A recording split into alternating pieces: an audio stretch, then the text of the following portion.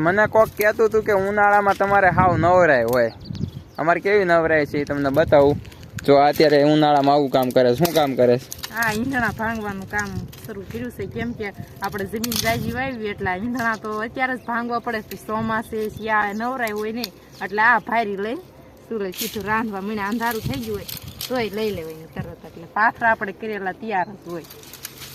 અને આ ઈંધણા છે ને હે આ તુવેરના ઈંધણા છે જગ્યા હારા. ચોમાસામાં આપણે ઘીરે હોવી ન હોવી પલ્લી ગયા હોય તો આવીને લઈ લેવી ને તો પણ આ જગ એવું હાથિયું કરતા હારા.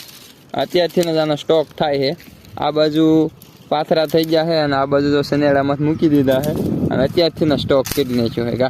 હા, એમાં જેથી ગેસ બંધ થઈ જાય તો અમારે ગામડામાં ઉપાધિ ન હોય. ગામડામાં અમારે ત્યાં વાડીમાં તો ઈંધણા હોય જ તે. અમારે કઈ ગેસની કઈ બહુ જરૂરિયાત નહીં.